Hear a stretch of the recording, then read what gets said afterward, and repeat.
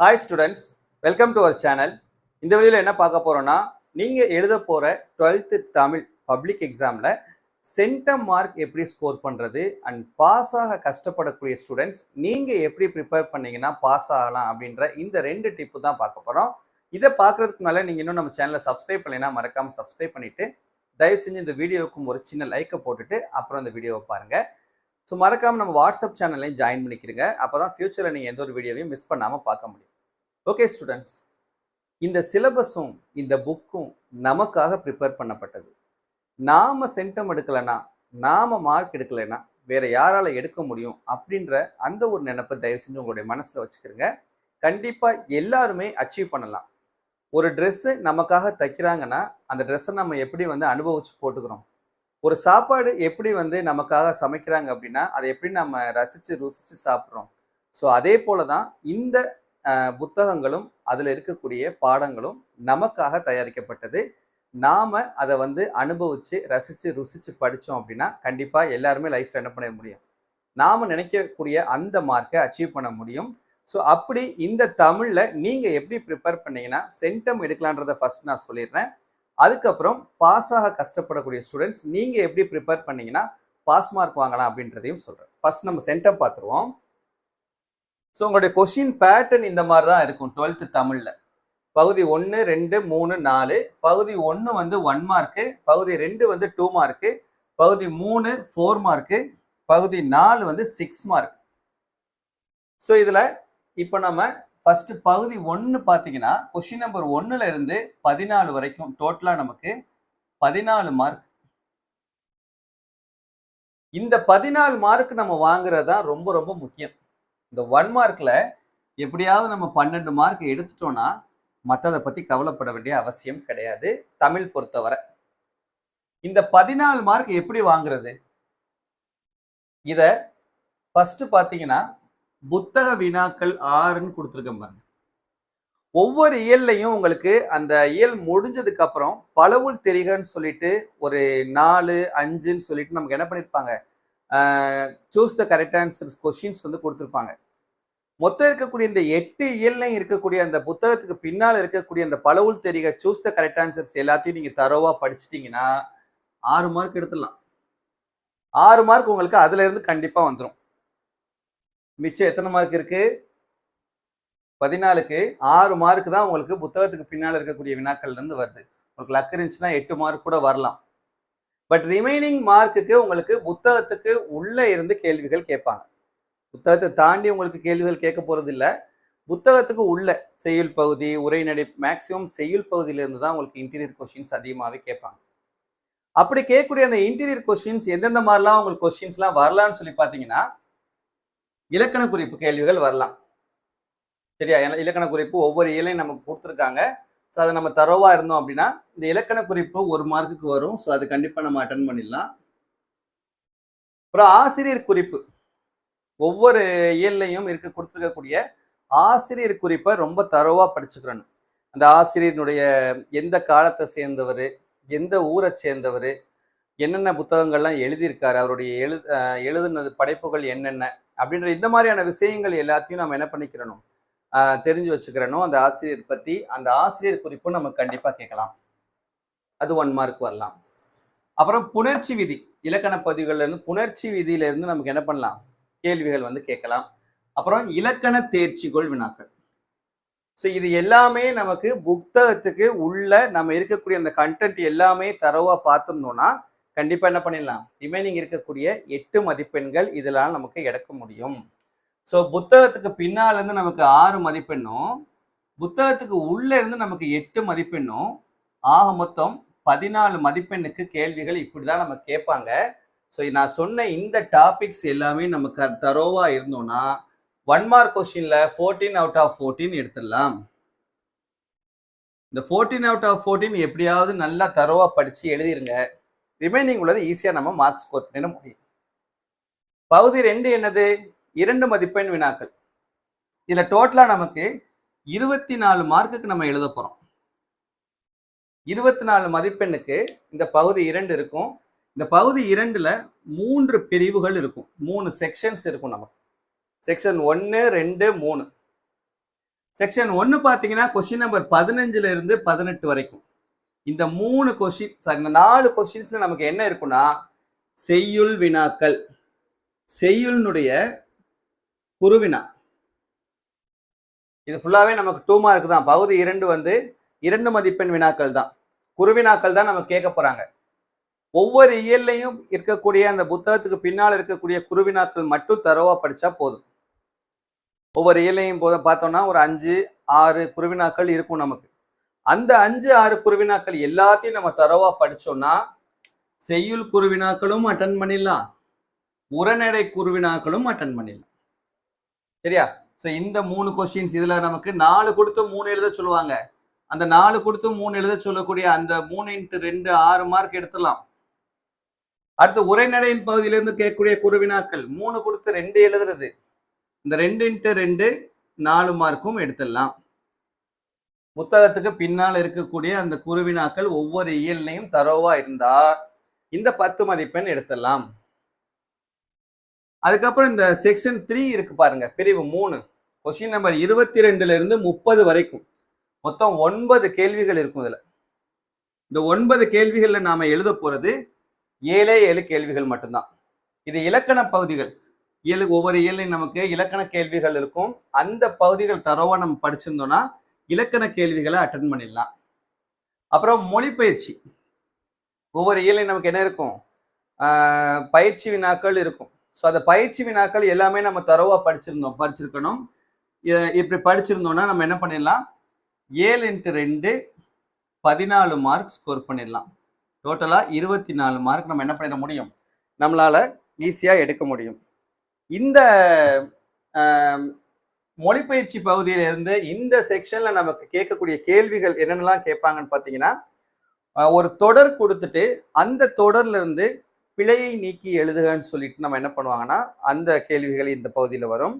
அப்புறம் பகுபத உறுப்பிலக்கணம், பகுபத உறுப்பிலக்கணம் இருக்கு இல்லையா, ஒரு சொல்ல கொடுத்துட்டு அதை பிரிச்சு எழுதக்கூடிய அந்த பகுதி நமக்கு இதுல தான் வரும் 2 மதிப்பெண்ல.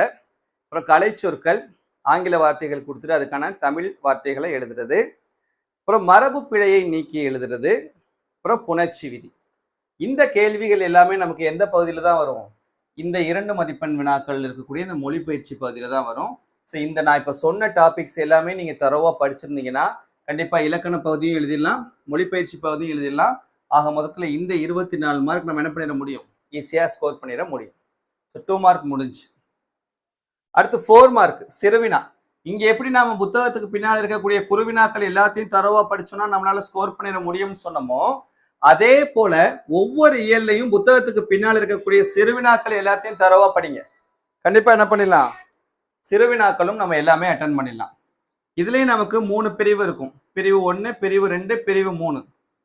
பிரிவு 1 வந்து கொஸ்டின் நம்பர் 31ல இருந்து 33 வரைக்கும் இது உரைநடையினுடைய சிறுவினாக்கள் கேட்பாங்க. 3 கொடுத்து 2 எழுதுறது, புத்தகத்துக்கு பின்னால் இருக்கக்கூடிய சிறுவினாக்கள் எல்லாத்தையும் படிக்க. இது கண்டிப்பா நம்ம அட்டன் பண்ணிடலாம், 2 கொஸ்டினுமே எழுதிடலாம். அடுத்து 34ல இருந்து 36 செய்யுள்னுடைய சிறுவினாக்கள், செய்யுள் பகுதியிலிருந்து சிறுவினாக்கள் கேட்பாங்க. 3 கொடுத்து 2 எழுதுறது. இதுவும் நீங்க ஒவ்வொரு இயலையும் புத்தகத்துக்கு பின்னால் இருக்கக்கூடிய சிறுவினாக்களை படிங்க. கண்டிப்பா என்ன பண்ணிடலாம், இந்த 2 சிறுவினாக்களும் அட்டன் பண்ணிடலாம். அப்ப உரைநடையில இருந்து உங்களுக்கு 2 சிறுவினா, செய்யுள் பகுதியிலிருந்து உங்களுக்கு 2 சிறுவினா, 4 சிறுவினாவும் அட்டன் பண்ணிடலாம். இந்த 37ல இருந்து 41 இருக்கு பாத்தீங்களா, இந்த பகுதியில இலக்கணத்தினுடைய சிறுவினாக்கள் கேட்பாங்க, இலக்கண கேள்விகள் வரும் உங்களுக்கு. அப்புறம் மொழிபெயர்ச்சி. இந்த மொழிபெயர்ச்சி பகுதியில பாத்தீங்கன்னா உங்களுக்கு என்ன மாதிரியான டாபிக்ஸ்லாம் இந்த 4 மார்க் கொஸ்டின்ல வரும் அப்படின்னா, தமிழாக்கம் தருக. ஒன்று ஒரு பத்தி கொடுத்துட்டு ஒரு பேராகிராஃப் கொடுத்துட்டு இங்கிலீஷ்ல அதை தமிழா மாற்றி எழுத சொல்லக்கூடிய கொஸ்டின் கேட்பாங்க. இல்லைன்னா 5 பழமொழிகள் இங்கிலீஷ்ல ப்ராவர்ப் கொடுத்துட்டு அதை தமிழ்ல டிரான்ஸ்லேட் பண்ணி எழுத சொல்லக்கூடிய அந்த கேள்வி இதில் நம்ம கேட்கலாம். அப்புறம் அணி, முக்கியமான அணிகள் ஒரு சில இருக்குது, நம்ம ஆல்ரெடி இம்பார்ட்டன்ட் கொஸ்டின்லாம் போட்டிருக்கோம் தமிழுக்கு, ஸோ அதை போய் பாருங்க சரியா. அந்த அணி கேள்வி கண்டிப்பா ஒன்று இருக்கும். அப்புறம் ஒரு பாடல் கொடுத்துட்டு அதனுடைய நயம் மைய கருத்து எழுத சொல்லுவாங்க இல்லையா, அந்த கேள்வி இந்த பகுதியில தான் வரும். அப்புறம் ஒரு தலைப்பு கொடுத்துட்டு அந்த தலைப்புல மரபு கவிதை எழுதுங்க, புது கவிதை எழுதுங்கன்னு சொல்லிட்டு கேள்விகள்லாம் கேட்பாங்க. இந்த பகுதிகள் அது எல்லாமே இந்த மொழிபெயர்ச்சி பகுதியில வரும். ஸோ நான் இப்போ சொன்ன டாபிக்ஸ் எல்லாமே பார்த்துக்கிட்டிங்கன்னா இந்த பகுதியும் என்ன பண்ணிட முடியும், அட்டன் பண்ணிட முடியும். ஸோ டோட்டலா நமக்கு 28 மார்க் இந்த பகுதியில இருந்தா நமக்கு கேட்பாங்க. அப்ப இந்த 28 மார்க் நம்ம இப்ப நான் சொன்ன மாதிரி நீங்க ப்ரிப்பேர் பண்ணீங்கன்னா எடுத்துடலாம். அப்புறம் பகுதி 4, இந்த பகுதி 4 பாத்தீங்கன்னா 6 மதிப்பெண் வினாக்கள். இதுல 2 இருக்கும், ஒன்னு நெடுவினா, இன்னொன்னு மனப்பாட பகுதி. இந்த நெடுவினா மொத்தம் 3, 42, 43, 44 3 கேள்விகள் கேட்பாங்க. 3மே எய்தர் ஆர் டைப்ல இருக்கும். இது அல்லது அது அப்படின்னு சொல்லிட்டு கேட்பாங்க. உரைநடை பகுதியிலேருந்து ஒன்று வரும், செய்யுள் பகுதியிலேருந்து ஒன்று வரும், துணைப்பாட பகுதியிலேருந்து ஒன்று வரும். இந்த செய்யுள் பகுதியிலேருந்து ஒன்று வருது பார்த்தீங்களா, அது 99.9% நமக்கு திருக்குறள்ல இருந்து தான் கேட்க சொல்லியிருக்காங்க. இது கோர்ட்டினுடைய ரூல். அதனால செய்யுள் பகுதி இந்த நெடுவினாவை பொறுத்தவரை திருக்குறள்ல இருந்து வர்றதுக்கான வாய்ப்புகள் அதிகம். அப்புறம் உரைநடையிலேருந்து ஒன்று வரும், துணைப்பாடத்துலேருந்து ஒன்று வரும். ஆல்ரெடி எந்தெந்த நெடுவினால முக்கியமானதுன்னு சொல்லிட்டு நம்ம சேனல்ல போட்டிருக்கோம். அந்த கொஸ்டின்ஸை நீங்கள் தரவா படிச்சாவே இந்த 3 நெடுவினாவும் அட்டன் பண்ணிடலாம்.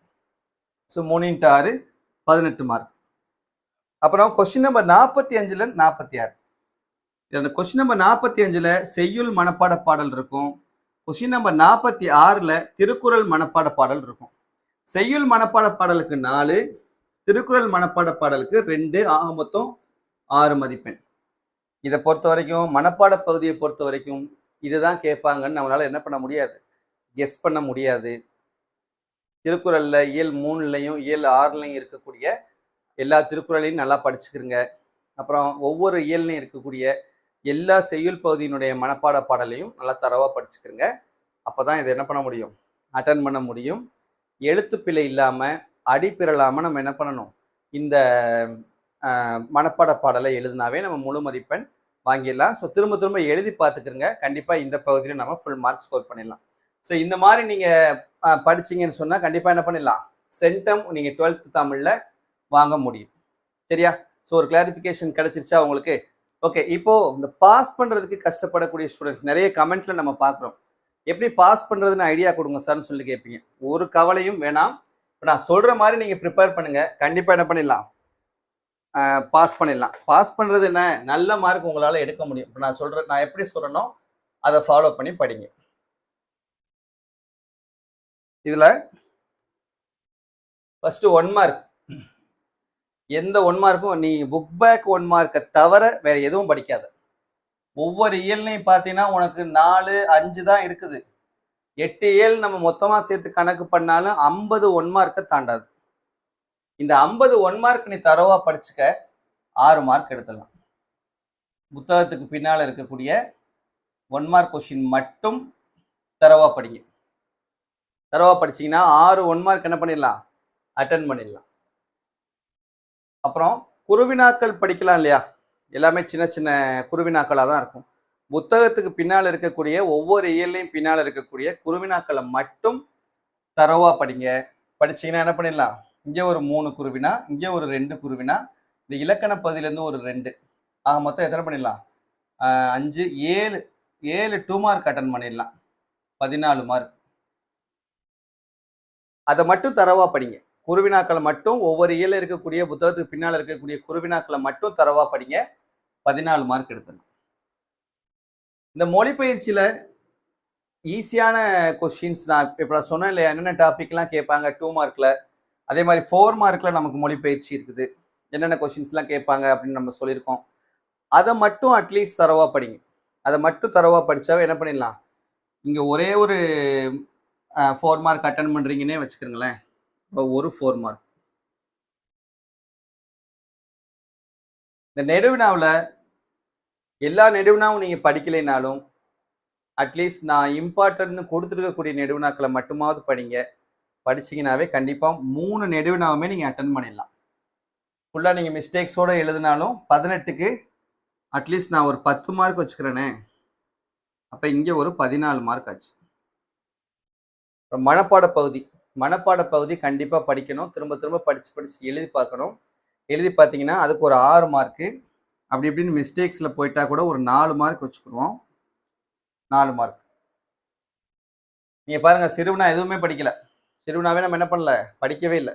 அதை சுத்தமா நீங்க 100% ஒமிட் பண்ணிட்டு நீங்க எழுதுனா கூட 6 + 14 20, 20 + 14 34 + 4 38 மார்க் அவுட் ஆஃப் 90.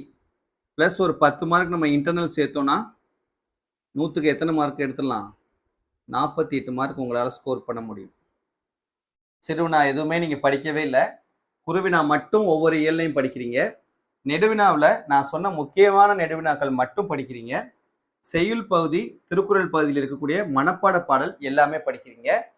ஒவ்வொரு இயல்லையும் பின்னால் இருக்கக்கூடிய புத்தக 1 மார்க் கொஸ்டின்ஸ் மட்டும் படிக்கிறீங்க.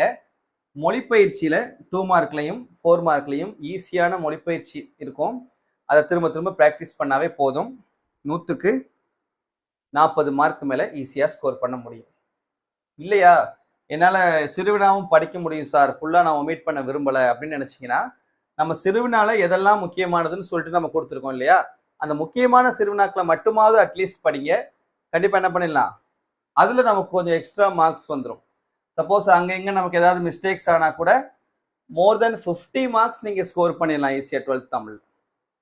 ஸோ இனிமேல் பாஸ் ஆகிறது கஷ்டம் அப்படின்னு சொல்லிட்டு யாருமே என்ன பண்ணக்கூடாது, சொல்லக்கூடாது. இப்போ நான் சொன்ன மெத்தட் யூஸ் பண்ணி இந்த இருக்கக்கூடிய டைமை யூட்டிலைஸ் பண்ணி தயவு செஞ்சு படிங்க. கண்டிப்பாக நீங்கள் எல்லாருமே நீங்கள் எதிர்பார்க்கக்கூடிய மார்க்கை விட அதிகமான மார்க் எடுத்து பாஸ் பண்ண முடியும். சரியா? ஸோ அதுக்கான முயற்சியை பண்ணுங்க. இந்த வீடியோவை உங்கள் ஃப்ரெண்ட்ஸ்கிட்டையும் ஷேர் பண்ணி அவங்களையும் இதை ஃபாலோ பண்ண சொல்லுங்கள். தேங்க்யூ.